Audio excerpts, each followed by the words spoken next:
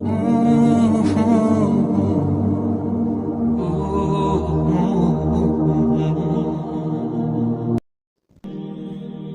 की नमाज़ पढ़ने का कोई ख़ास या कोई अलग तरीक़ा नहीं होता।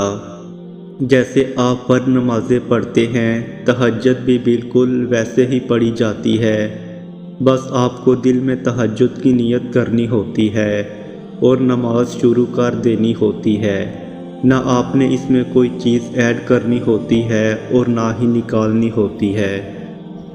जैसे तहज्जुद की नमाज़ फ़र्ज़ नमाज नहीं है, बिल्कुल वैसे ही इसकी रकात की कोई भी तादाद लाज़िमन नहीं, यानी आप कम अज़ कम 2 रकात भी पढ़ सकते हैं और ज़्यादा से ज़्यादा 20 रकात भी, लेकिन आप उतनी रकातें पढ़ें जो आप अच्छे तरीके से पढ़ सकें और शुरू में 4 रकात ही काफ़ी होती हैं ताकि आपको ये मुश्किल ना लगे और बस आखिर में आपने 3 वितर पढ़ लेने हैं।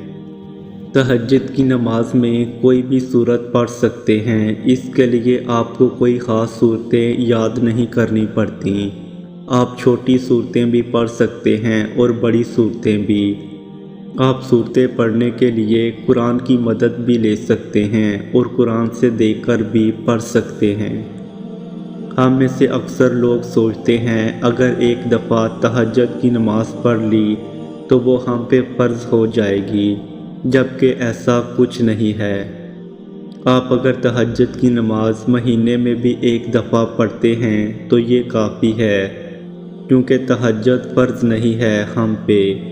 हम इसे अपनी खुशी और ख्वाहिश से पढ़ते हैं, इसलिए आप इसे हफ्ते में एक बार पढ़ें या ज़िंदगी में एक बार, इससे कोई बंदिश नहीं और ना ही आपके लिए जुआबदा होंगे।